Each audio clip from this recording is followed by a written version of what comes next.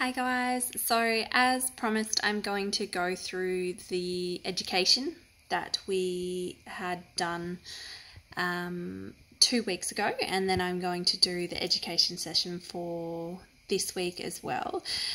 We can by all means go through some of this education stuff as part of the actual course face-to-face, but you can have this as a bit of your education to use ongoing. So there's going to be a part where I'm talking to you, and then I'll also put the presentations up as well. So first one that we went through was how to stay injury-free when running. And I guess for most people this is a massive issue that stops them from continuing to run or puts a massive impact on their ability to train for the races they want to train. There's a number of factors that go into this. So technique, which is one of the things that we're working on. So hopefully we'll get on top of that and you'll be able to continue to work on that into the future. Not implementing enough strength training. A lot of stuff about footwear, but footwear is a really contentious topic, and there's lots of conflicting information out there about footwear and the types of footwear that people should use. Generally, it is all about finding the footwear that feels most comfortable for you and being able to try it within the store. One of the most recent studies showed that the type of footwear had less of an impact on a person's injury rate as opposed to their load and as opposed to their technique and what they were doing as far as training was. But definitely in saying that, having the wrong type of shoe or a shoe that's uncomfortable for you definitely does play a role if you have other biomechanical factors that are going on with that.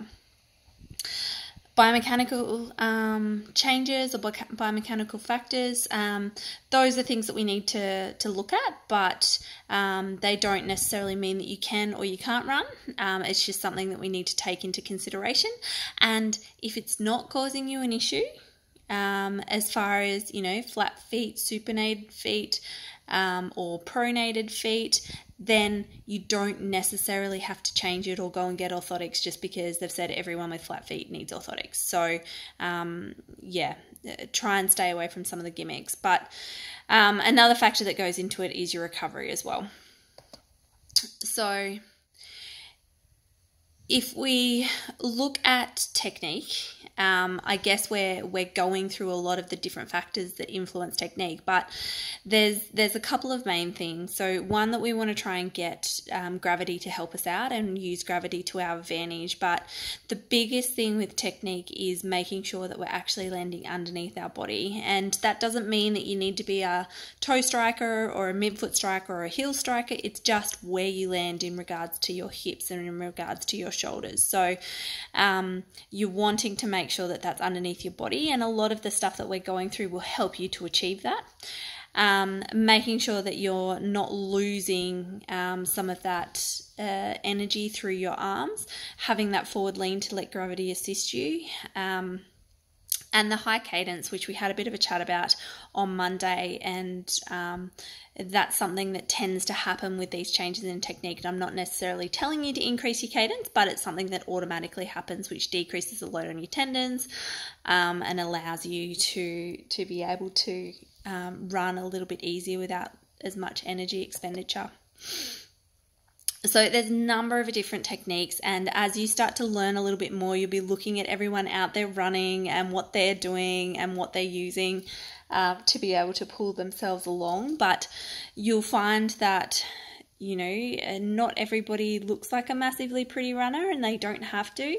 But if they're getting their power and their the energy from their posterior chain and actually moving forward and not dragging themselves along, then they're going to be a lot more efficient than other people. As we found out in the strength session that you did last week with Sophie, a lot of the stability stuff was stuff that you guys tended to find when I asked about the feedback that was your biggest issue. So making sure that you're getting in a little bit of that strength exercises while you're running. And the next session, which you'll get, is all about trying to make sure that your training and the way that you set up your training is correct. So going into a little bit more about different types of foot types. So you've heard about high arch, which is the supinated foot, neutral or your normal arch, flat feet, and your pronated feet. So there's so many shoes that come out with regards to all of these different types of foot types, but you may be a neutral type of foot when you stand. But you may be a pronator or a supinator when you run. So just because they identify you as a neutral foot doesn't necessarily mean that's what you're doing when you're running. So use comfort as a guide. And if you have been and seen someone who's actually looked at you running, then they'll be able to give you a bit more of a guide as to which shoe would tend to be a little bit better for you, but try them on all on. Different brands are different. The other thing, I guess, that came in a couple of years ago was the barefoot running and using minimalist shoes. Look, for some people that works great. For other people, it's not something that they like to use, and it's not something they feel comfortable using. So use that with a grain of salt. You don't necessarily have to use minimalist shoes, but sometimes people find that really helps with their technique change. But if you are going to implement something new, make sure that you take your time with implementing it. Don't try and go from using a complete stability shoe or having a lot of support to having no support and doing all of your running in that, because you will find that you'll have a lot of issues, and physios like me will love you, but it's not going to be good for your ongoing running career.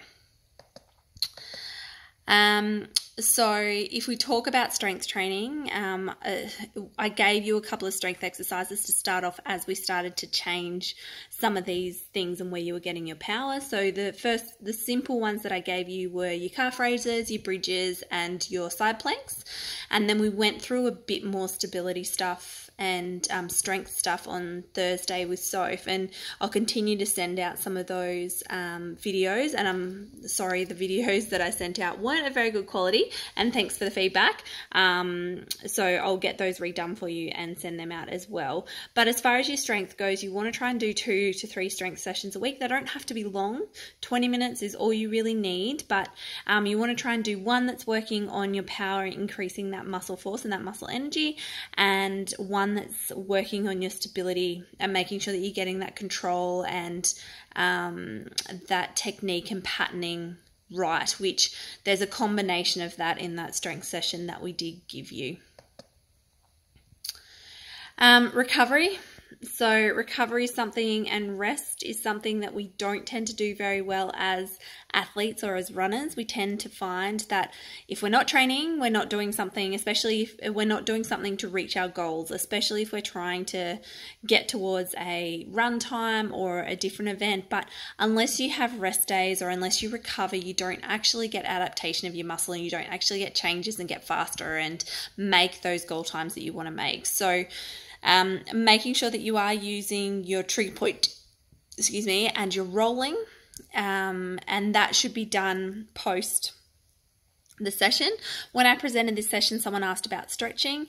Stretching is something that actually causes micro tears within the muscle, and exercise is something that causes micro tears within the muscle as well. And that's how our muscle adapts. So that's what we need in order to be able to adapt to our exercise and what we're doing. But in saying that, stretching doesn't want to be done until post your exercise. So pre, you can do your trigger points and your rolling, but post, you want to try and do your stretching. They've found that doing your stretching pre, especially in AFL players and soccer players, that there's actually an increase in the injury rates within the